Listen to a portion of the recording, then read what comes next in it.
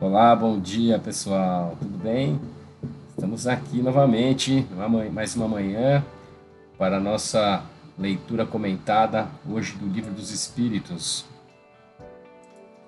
Você está aqui no canal Conexões e Crenças.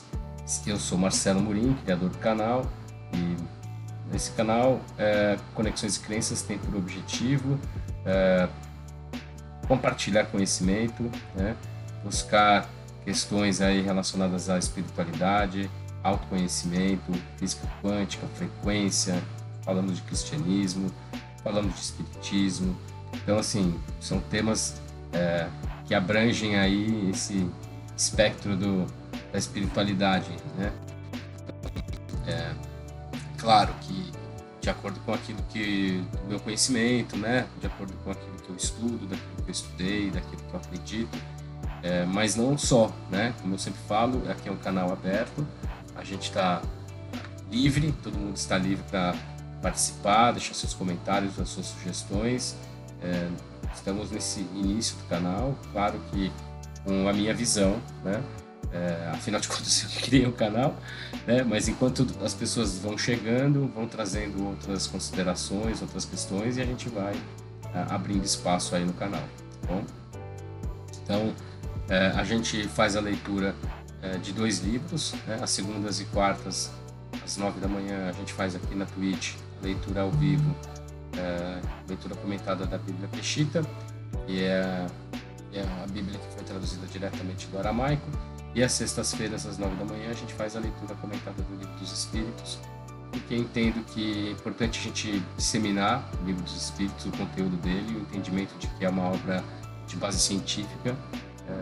Eu explico um pouco mais nos primeiros vídeos aí a respeito do livro, então dá uma visitada lá no canal, no YouTube, né? Então, eu faço a leitura online na Twitch e depois eu subo o vídeo no YouTube com a legenda, né? Então, toda segunda, quarta e sexta tem vídeo novo no YouTube. Se você ainda não nos segue, no Conexões.crenças no YouTube, vai lá, se inscreve no canal, não custa nada se inscrever no canal, é só para você ajudar a gente no engajamento e ter as atualizações aí de quando tiver vídeos novos. Clica no sininho também, que quando tiver publicação nova o sininho vai te avisar, né? E curta, se você gostou dos vídeos, está gostando dos vídeos, está acompanhando, curta, compartilha, faça seu comentário, é sempre importante. Deixa sua sugestão também, que é sempre muito importante para nós, né?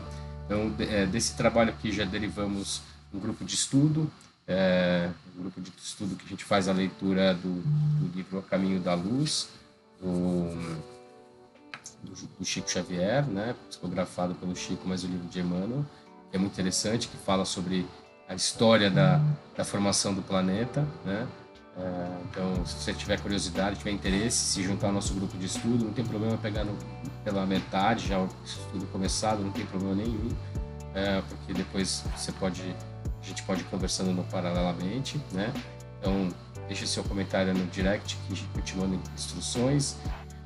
E no nosso canal no Instagram, Conexões.crenças, a gente faz cortes desses vídeos aqui.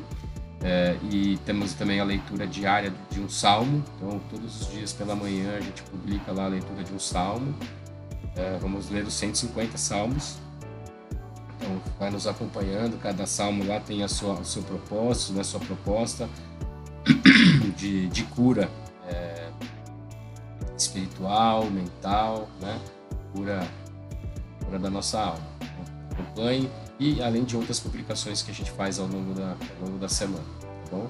Então vai lá, nos acompanha também no canal Conexões.crenças no Instagram e ajude a divulgar, tá bom? É isso.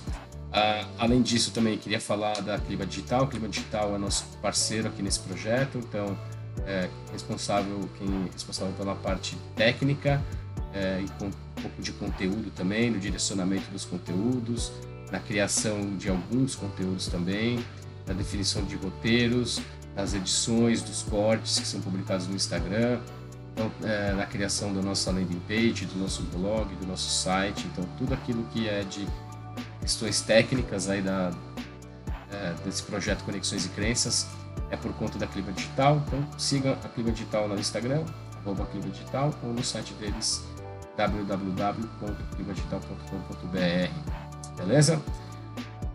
Reforçando também um outro ponto, no Instagram, no link na bio, tem um link lá do Linktree. Você clica no Linktree da bio e você vai conseguir baixar um e-book ilustrado do livro de Êxodo. Foi publicado agora essa semana lá, totalmente gratuito. Você clica lá e você baixa esse e-book em PDF. E a gente tem também o do livro de Gênesis. Esse ele não está mais lá no link, mas se você quiser, você me manda um direct que eu te encaminho o link. E é bem bacana porque são livros ilustrados com resumo tanto da Gênesis quanto do Êxodo. Quando você tiver alguma dúvida, quiser lembrar alguma questão, alguma passagem desses dois livros, os primeiros dois livros da Bíblia, você vai ter o e-book na sua mão de forma bem prática. Tá? Então, clica lá, baixa o e-book que eu tenho certeza que você vai gostar. Isto posto, vamos lá, a nossa leitura do Livro dos Espíritos. Já estamos na pergunta de número 197. Né? Essa pergunta aqui ela é do capítulo 4 do segundo livro. Né? A gente sabe que o Livro dos Espíritos tem 4 livros, a gente está no segundo livro, no capítulo 4. Tá bom? Então vamos lá, dar sequência à leitura do Livro dos Espíritos. O livro 4, né, ele fala, aqui só para a gente dar uma breve recordada, ele fala da pluralidade das existências, né? Então falou da reencarnação, da justiça da encarnação dos diferentes mundos, como é que se dá, a transmigração progressiva, e agora a gente vai entrar na parte do destino das crianças depois da morte, tá bom?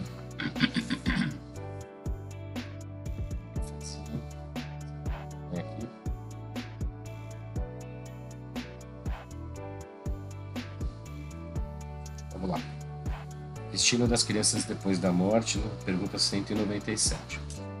O espírito de uma criança morta em tenridade é tão avançado como o de um adulto? Algumas vezes muito mais, porque pode ter vivido mais e adquirido maior soma de experiência, sobretudo se progrediu. O espírito de uma criança pode, assim, ser mais adiantado do que o do seu pai? Isto é muito frequente. Vós mesmos não vedes isso e muitas vezes na Terra? Ou seja, a idade cronológica da matéria não tem nada a ver com a idade do espírito. Né? 198. Pertence a uma categoria superior o espírito de uma criança que morreu em tenridade, não podendo ter feito o mal? Se não fez o mal, também não fez o bem. E Deus não o isenta das provas que deve suportar. Se é puro, não é porque é criança, mas porque progrediu muito. 199. Por que a vida frequentemente é interrompida na infância? A duração da vida de uma criança pode ser para o espírito que está nela encarnado o complemento de uma existência interrompida antes de seu tempo marcado. E sua morte, no mais das vezes, é uma prova ou uma expiação para os pais. O que sucede ao espírito de uma criança que morreu em tenridade? E começa uma nova existência. Então, conta aqui, né, que é bem importante a gente falar isso. Né? Depois aqui tem o comentário do Kardec. A gente fala, cadê a justiça, né? Então, muitas vezes, aquele espírito, ele antecipou a existência dele numa encarnação anterior, através do suicídio ou através de maus hábitos, né? Sei lá, o espírito veio para viver 70 anos e acabou vivendo 65, né? Porque fumava, comia mal, teve doenças ou se suicidou, etc. Ele tem um débito aí de 5 anos, né? Então, ele volta numa outra vida para cumprir esse débito. Isso é uma regra 100% sempre? Não, claro que não. Né? Às vezes ele pode ter uma vida longa e viver 5 anos a mais, né? Não sei, não existe uma regra definida pré-estabelecida, né? Mas pode acontecer dessa forma, entendeu? Ele vem, cumpre aqueles 5 anos, vai embora, totaliza aquele período e a passagem dele, né, acaba sendo também uma prova para os pais, né, de ter convivido com a criança por pouco tempo e ficar ali órfão do filho, né? Então acaba sendo também uma forma de provação para os pais. Então, a engenharia da obra, da criação, a gente não consegue ter um entendimento, né? Mas tem algumas explicações. Então aqui, ó, esse é o comentário do Kardec sobre essas questões aqui. Se o homem tivesse uma só existência, e se depois dessa existência sua sorte futura fosse fixada para a eternidade, qual seria o mérito da metade da espécie humana que morre em tenridade para desfrutar sem esforços da felicidade eterna, e por qual direito ficaria isenta das condições frequentemente tão duras impostas à outra metade? Uma tal ordem de coisas não estaria de acordo com a justiça de Deus. Pela reencarnação, a igualdade é para todos. O futuro pertence a todos sem exceção e sem favor para ninguém. Os que chegam por último não pode culpar senão a si mesmos. O homem deve ter o mérito dos seus atos, como tem a responsabilidade. Não é racional, aliás, considerar a infância como um estado normal de inocência. Não se vêem crianças dotadas dos piores instintos em idade na qual a educação não pôde ainda exercer sua influência? Algumas não há que parecem trazer do berço a astúcia, a felonia, a perfídia, o instinto mesmo para o roubo e o homicídio, não obstante os bons exemplos dados pelos que com ela convivem. A lei civil as absolve de suas ações porque, diz ela, não agem com discernimento, e tem razão porque, com efeito, elas agem mais instintivamente que pela própria vontade. Mas de onde podem provir esses instintos tão diferentes em crianças da mesma idade, educadas nas mesmas condições e submetidas às mesmas influências? De onde vem essa perversidade precoce, senão da inferioridade do espírito, uma vez que a educação não contribui para isso? As que são viciadas é porque seu espírito progrediu menos, então sofrem as consequências, não por seus atos de crianças, mas por aqueles de suas existências anteriores. É assim que a lei é a mesma para todos e a justiça de Deus alcança todo mundo. Então, é aquilo que a gente vem falando, né? A lógica, né? Então, assim, se a pessoa morreu, acabou, vai para o céu, vai para o inferno e fica eternamente ali e não tem como se recuperar, cadê a justiça de Deus, né? Porque uns vivem pouco, outros vivem muito, uns são mais impactados, outros são menos impactados, uns são mais... como é que se diz? Passam por mais influências, outros menos, porque viveram menos. Então, por que essa injustiça, né? Por que essa diferença? Então, não faz sentido, né? Por isso que o Espiritismo, através da reencarnação, mostra que a gente tem sempre oportunidades, né? Deus nos dá sempre oportunidades de realizar, de fazer, de espiar, de resgatar, né? De se recuperar, de acelerar a nossa evolução. E a vida curta, né, de crianças que morrem cedo, tem muito a ver com isso também, né, com provações. Tá certo, gente? Vocês acham, concordam? Não concordam? Ou tem alguma outra argumentação? Deixa escrito aí embaixo nos comentários. Uau. Sexo nos espíritos. Pergunta de número 200. Os espíritos têm sexos? Não como o entendeis, pois os sexos dependem do organismo. Entre eles, há amor e simpatia baseados na identidade de sentimentos. 201. O espírito que animou o corpo de um homem em nova existência pode animar o de uma mulher e vice-versa? Sim, são os mesmos espíritos que animam os homens e as mulheres. 202. Quando se é espírito, prefere se encarnar no corpo de um homem ou de uma mulher? Isso pouco importa ao espírito. Ele escolhe segundo as provas que deve suportar. É o comentário do Kardec. Os espíritos se encarnam homens ou mulheres porque eles não têm sexos.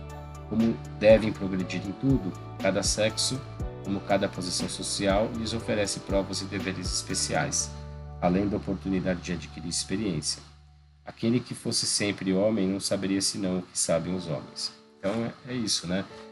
O espírito não tem sexo. O sexo ele se dá na matéria. E dependendo da prova que aquele espírito precisa passar, ele escolhe, ou é escolhido por ele, né?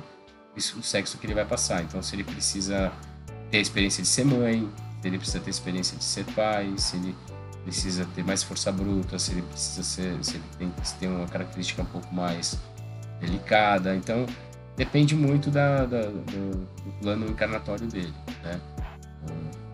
Não vou entrar aqui em polêmica a respeito de homossexualidade, né? Que não é o propósito aqui da nossa leitura. Mas, diante disso, a gente consegue tirar algumas conclusões. Esse é um assunto para um outro momento. Quem tiver dúvida, quiser fazer algum comentário, deixa aí abaixo escrito que a gente discute, tá bom?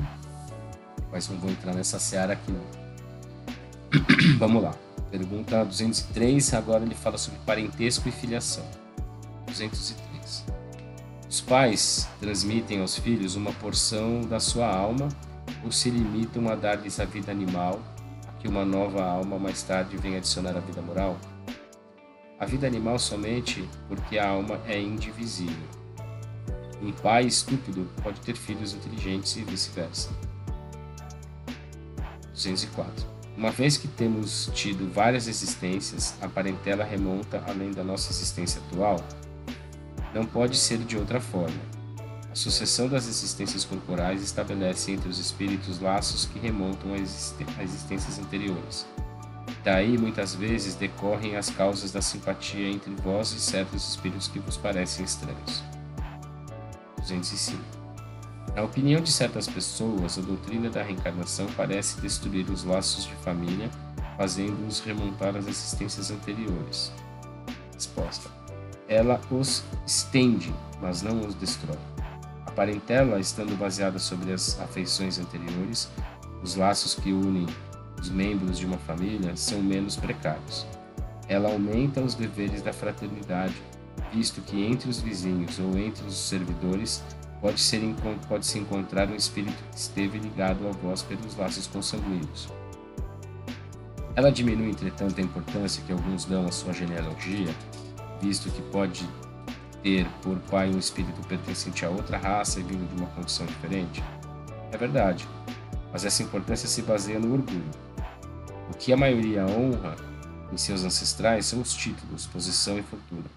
Alguém que coraria por ter como antepassado um honesto sapateiro se gabaria de descender de um gentil homem debochado. Mas o que quer que digam ou façam não impedirão que as coisas sejam como são, porque Deus não regulou as leis da natureza pela sua vaidade. 206. Do fato de não haver filiação entre os espíritos descendentes de uma mesma família, segue-se que o culto dos ancestrais seja uma coisa ridícula? Seguramente que não, porque se deve sentir feliz de pertencer a uma família na qual espíritos elevados se encarnaram. Embora os espíritos não procedam uns dos outros, eles não têm menos afeição aos que lhes estão ligados pelos laços de família, visto que os espíritos frequentemente são atraídos em tal família em razão de simpatia ou por ligações anteriores. Mas crede que os espíritos dos vossos ancestrais não se honram pelo culto que lhes fazeis por orgulho. Seus méritos não refletem sobre vós, senão pelo esforço que fizerdes para seguir os bons exemplos que vos deram, e é só assim que a lembrança pode não somente lhes ser agradável, mas até útil. Então, a gente está sempre conectado, né? As famílias espirituais se desdobram aqui, né? E é interessante a gente ter conhecimento da nossa genealogia, mas não pelo orgulho, né? Pela vaidade, pelo conhecimento mesmo, para honrar, né? Muitas vezes, muitos dos nossos antepassados, ou muitas vezes não, né? É muito comum que nós sejamos algum de nossos antepassados no processo reencarnatório, né? Então, sei lá, bisavô, trisavô, terceira, quarta, quinta geração lá atrás, né? A gente está voltando e passa a ser um desses espíritos, passa a ser um ser, né, encarnado, um espírito encarnado numa outra pessoa da mesma forma. Isso é muito comum. Semelhanças físicas e morais. Os pais transmitem, 207. Os pais transmitem frequentemente aos filhos uma semelhança física. Transmitem também uma semelhança moral? Não, uma vez que têm alma ou espírito diferentes. O corpo procede do corpo, mas o espírito não procede do espírito. Entre os descendentes das raças não há senão consanguinidade. De onde provém as semelhanças morais que existem algumas vezes entre pais e filhos? São espíritos simpáticos, atraídos pela semelhança de suas tendências. Enfim, não tem a ver com a genética, né, a semelhança moral. Tem a ver com a semelhança energética. Né? 208. Os espíritos dos pais não exercem influência sobre o do filho depois do nascimento? Uma influência muito grande. Como dissemos, os espíritos devem concorrer para o progresso uns dos outros. Muito bem. Os espíritos dos pais têm por missão desenvolver os dos seus filhos pela educação. É para eles uma tarefa. Se falharem, serão culpados. 209. Por que de pais bons e virtuosos nascem filhos de natureza perversa? Melhor dizendo, por que as boas qualidades dos pais não atraem sempre, por simpatia, um bom espírito para desanimar o filho? Um mau espírito pode pedir pais bons, na esperança de que seus conselhos o encaminhem para um caminho melhor. Frequentemente, Deus lhes concede. 210. Podem os pais, por seus pensamentos e preces, atrair para o corpo do filho um bom espírito, de preferência a um espírito inferior? De preferência a um espírito inferior? Não, mas podem melhorar o espírito do filho a que deram nascimento e que lhes foi confiado. É seu dever. Os maus filhos são uma prova para os pais. Então, o que ele diz aqui, né, que muitas vezes não, a criação de um filho é uma responsabilidade dos pais. Então, encaminhar um filho para um caminho do bem, né, é um sinal de vitória, né, de missão cumprida. Se os pais não conseguem fazer isso, eles estão falhando de alguma forma. E muitas vezes os pais podem receber espíritos de vibrações diferentes, porque exatamente pelo papel do encaminhamento, né? Às vezes o espírito precisa viver no seio de uma família mais estruturada, né? Se ele tem ali um histórico de mau comportamento, né? Então ele vem exatamente com essa missão, com essa questão de ser educado por uma família mais equilibrada. Se isso vai dar certo ou não, é uma questão da ação de todos os entes que estão envolvidos ali naquela encarnação. 211. De onde provém a semelhança de caráter que existe muitas vezes entre dois irmãos, sobretudo esses gêmeos? São espíritos simpáticos, que se aproximam pela semelhança de seus sentimentos e que são felizes por estarem juntos. 212. Nas crianças em que os corpos estão ligados e que têm certos órgãos em comum, existem dois espíritos, melhor dizendo, duas almas. Acho que aqui ele está falando de siameses, né? Sim, mas sua semelhança frequentemente faz com que pareçam apenas um, aos vossos olhos. Visto que os espíritos encarnam como gêmeos por simpatia, de onde vem a aversão que se vê algumas vezes entre estes últimos? Não é uma regra que os gêmeos sejam espíritos simpáticos, mas os espíritos podem querer lutar juntos no teatro da vida. Então, muitas vezes eles podem pedir, né? Assim, ó, somos espíritos inimigos há muitos anos, há muitos séculos, e todas as vezes que a gente encarna, a gente briga, a gente se desentende. Então, nessa encarnação, a gente quer ir como gêmeo, porque a gente sabe que os laços são muito fortes, a gente entende que indo como gêmeo vai ser muito difícil a gente se desentender, então facilita a busca da harmonia entre esses dois espíritos. Isso pode acontecer também.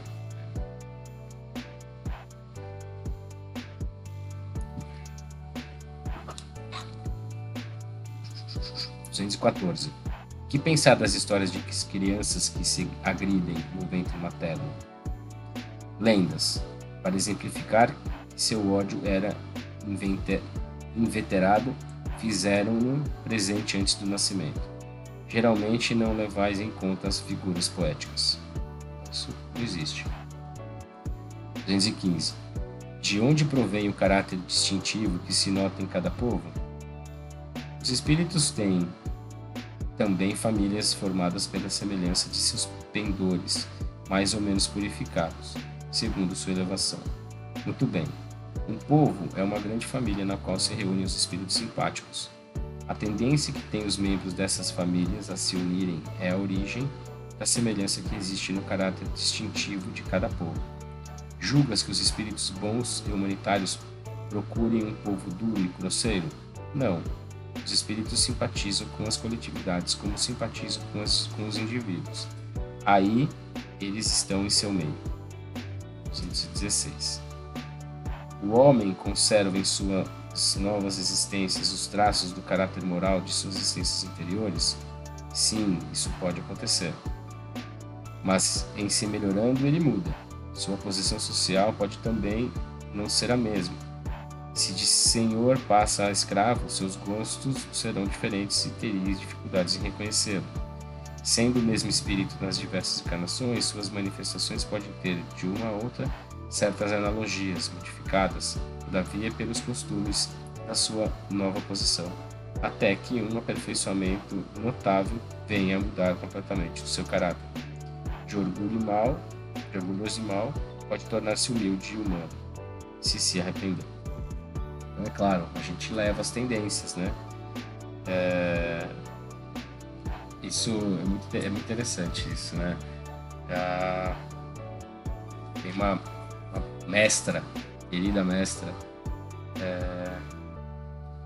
a qual me é muito cara, me ensinou muito a respeito da doutrina espírita e até hoje aí é uma luz assim para muitos. Ela costuma dizer isso, que se você quer saber do seu passado, você não precisa fazer uma regressão, basta olhar suas tendências, né? Então é exatamente isso, né? A natureza não dá transformações, né? Então, se você tem uma vida desregrada, mundana, boêmia, significa que você traz isso de outras vidas, traz isso do passado, né? Você realmente carrega essas energias com você. E a gente muda de acordo com a nossa consciência. Conforme a gente vai tendo consciência das coisas e vai mudando o nosso comportamento, a gente vai mudando o nosso futuro também. Então, a gente sabe que tudo é ação e reação, né? Se a gente muda uma atitude aqui, a gente está criando um efeito borboleta diferente. Então, é assim que se dá. Agora, do que nós somos hoje, somos reflexo do que fomos no passado, né? Nós somos escravos de nós mesmos. Isso é um fato. Se você quer mudar a sua vida, se muda as suas atitudes. Porque o que você muda agora reverbera no futuro. Isso é física. Isso é física. Por isso que esse canal aqui fala de espiritualidade, fala de física, porque as coisas estão totalmente conectadas. 217. O homem, em suas diferentes encarnações, conserva os traços do caráter físico das existências anteriores? O novo corpo nenhuma relação tem com o antigo que está destruído. Portanto, o espírito se reflete sobre o corpo. Sem dúvida, o corpo não é mais que matéria, mas, malgrado isso, ele é modelado pela capacidade do espírito e lhe imprime um certo caráter, principalmente sobre o rosto, e é com o fundamento que se designam os olhos como espelho da alma, quer dizer que o rosto mais particularmente reflete a alma. Por isso, uma pessoa excessivamente feia, quando nela habita um espírito bom, criterioso humano, tem alguma coisa que agrada, ao passo que existem rostos muito belos que nada fazem sentir e pelos quais se tem mesmo repulsa. Poderias crer que só os corpos bem feitos servem de envoltório aos espíritos mais perfeitos, embora encontres todos os dias homens de bem sob aparências disformes? Sem haver uma semelhança pronunciada, a similitude de gostos de pendores pode, pois, dar o que se chama ar de família. O corpo que reveste a alma numa nova encarnação, não tendo nenhuma relação necessária com o corpo que ela deixou, uma vez que pode ele ter tido uma procedência muito diferente, seria absurdo admitir-se uma sucessão de existências com uma semelhança física que não é senão fortuita. Entretanto, as qualidades do espírito modificam muitas vezes os órgãos que servem à sua manifestação e imprimem sobre o rosto o mesmo e mesmo ao conjunto de maneiras um cunho especial. É assim que sob um envoltório mais humilde podem-se encontrar expressões de grandeza e de dignidade, enquanto que sob o vestuário de um grande senhor vêem-se às vezes as expressões da baixeza e da ignomínia. Certas pessoas, saídas das posições mais obscuras, adquirem sem esforços os hábitos e as maneiras da alta sociedade. Parece que elas reencontram seu ambiente ao passo que outras, malgrado o seu berço e sua educação, estão sempre deslocadas nesse meio. Como explicar esse fato, senão como um reflexo do que foi o espírito? Então, assim, você pode ter ali, né, uma questão perispiritual, né, porque o perispírito fica com as marcas do corpo, né, e na hora que ele vai reencarnar, dependendo do tempo que leva para ele reencarnar, essas marcas ele pode carregar e isso acaba afetando naturalmente assim, a matéria, mas não é uma regra, né, definida. Ideias natas. Pergunta 218. O espírito encarnado conserva algum traço das percepções que teve, dos conhecimentos que adquiriu nas suas existências anteriores? Resta-lhe uma vaga lembrança que lhe dá o que se chama de ideias natas. A teoria das ideias natas não é, pois, uma quimera? Não. Os conhecimentos adquiridos em cada existência não se perdem. Libertada da matéria, o espírito as conserva. Durante a encarnação, ele pode esquecê-los em parte momentaneamente, mas a intuição que deles guarda ajuda o seu adiantamento. Sem isso, deveria sempre recomeçar. O espírito parte em cada nova existência do ponto em que chegou na existência anterior. Aqui é bem interessante. Deixa eu ler aqui mais para frente, terminar aqui essa pergunta. Deve haver, assim, uma grande conexão entre duas existências sucessivas? Nem sempre tão grande como poderia supor, porque as posições frequentemente são bem diferentes e no intervalo o espírito pode ter progredido. Interessante aqui é o seguinte, ele fala, né? Mas a intuição que deles guarda ajuda o seu adiantamento. Isso é um conceito interessante, que muita gente confunde. A intuição, que às vezes as pessoas falam, eu tive uma intuição, né? Alguém me falou, o espírito me falou, eu tive uma intuição. Esse conceito é equivocado. A intuição é quando a gente tem uma lembrança, né? Ou quando vem alguma memória nossa, da nossa existência, de nossas existências anteriores, da nossa mente, do nosso registro acástico, alguns chamam, né? Do nosso atavismo, né? De coisas que vêm do nosso passado como espírito.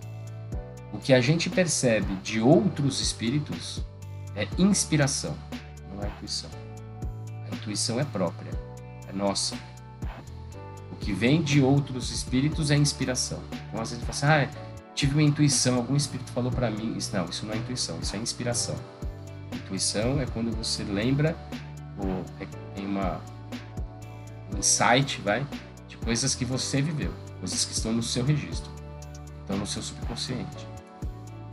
Esse é o conceito de fato. Tá bom? Então, intuição é diferente de inspiração. Quando é próprio, é intuição. Quando é de outro espírito, é inspiração.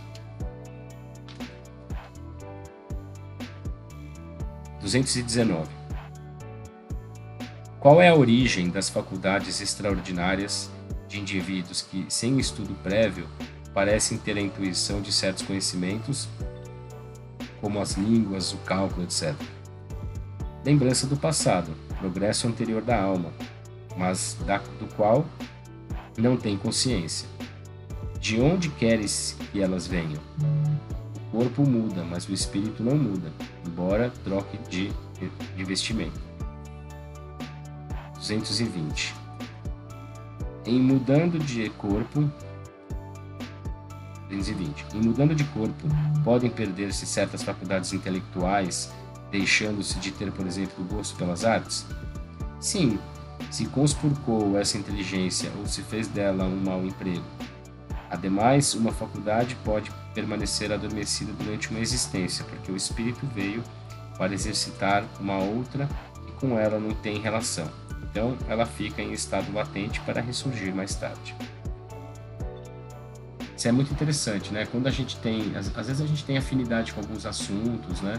Tem facilidade de aprendizado sobre alguns assuntos. Então, certamente a gente teve alguma experiência com isso, né? Então, eu por exemplo, no meu caso, né? Eu brinco muito com a minha esposa que é médica. Eu falo, eu devo ter sido médico em alguma vida passada, porque claro, não entendo nada, né? Porque eu não estudei isso. Mas eu tenho uma noção muito boa de anatomia, entendeu? Eu sei mais ou menos onde ficam os órgãos, né? Então, eu tenho algumas noções que me mostram que eu devo ter tido alguma vivência no passado aí, dentro dessa área aí das ciências biológicas, pelo menos, né? Então, a gente percebe essas coisas, né? Então, você tem que prestar atenção em você, né? Naquilo que te chama atenção, naquilo que te causa interesse, né? Porque certamente isso vai te levar para alguma experiência que você teve no passado. 221. É uma lembrança retrospectiva que o homem deve, mesmo no estado selvagem, o sentimento instintivo da existência de Deus e o pressentimento da vida futura?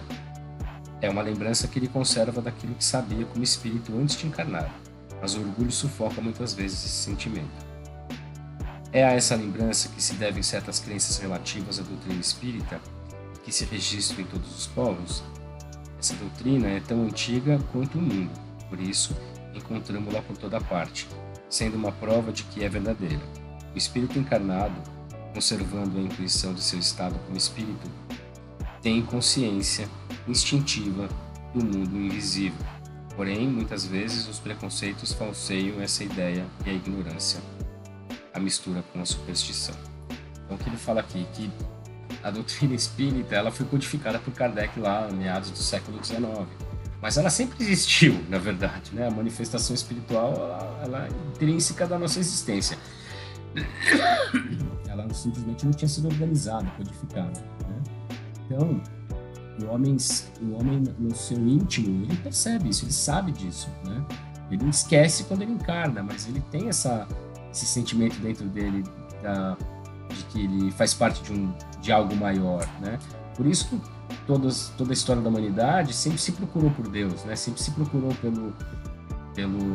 por algo acima da nossa compreensão, porque a gente sabe lá dentro de nós que viemos de algum lugar, existe algo, né? Alguns se desviam mais, outros se desviam menos, né? Mas isso está intrínseco à nossa existência. Então é bem interessante isso. E, de novo, né? Venha fazer parte do estudo do livro A Caminho da Luz, que você vai entender um pouco mais a respeito disso. Sobre a origem das raças, a origem dos povos, de onde vieram, para onde foram, suas histórias pregressas. Então, te convido a fazer parte do estudo mais uma vez. Tenho certeza que você vai gostar. Bom, acho que é isso, gente. Terminamos aqui o capítulo 4, né? Então, não vou avançar, porque o capítulo 5 ele é bem extenso. Então, provavelmente nós vamos precisar aqui de um dia inteiro para falar. O capítulo 5 ele fala sobre considerações sobre a pluralidade das existências. É uma pergunta só, tem 1, 2, 3, 4, 5, 6, 7 páginas. Só de uma pergunta de um capítulo, tá bom? Então a gente vai encerrar aqui hoje, no capítulo 4, a pergunta 221, beleza? Na semana que vem a gente dá continuidade aqui. Então, mais uma vez, né? Vai lá, se você está aqui no YouTube, né? Se inscreva no canal, que é importante para nós, temos bastante inscrito, é de graça, é gratuito, ninguém paga nada para se inscrever. Clique no sininho para ser avisado aí quando tiver novos vídeos, que é bacana também para a gente. Curta se você curtiu, né? Compartilhe, mande para as pessoas que você gosta, que tem interesse no assunto. Deixe seu comentário, a sua sugestão, sempre muito bem-vindo, sua pergunta, muito bem-vindo. Nos sigam também lá no Instagram, conexões.crenças.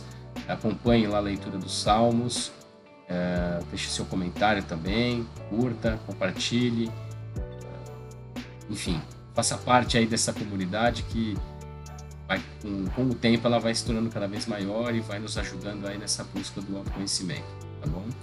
Mais uma vez também, sigam lá a Clima Digital, @Clima Digital, e no site climadigital.com.br. Desejo a todos aí uma excelente sexta-feira.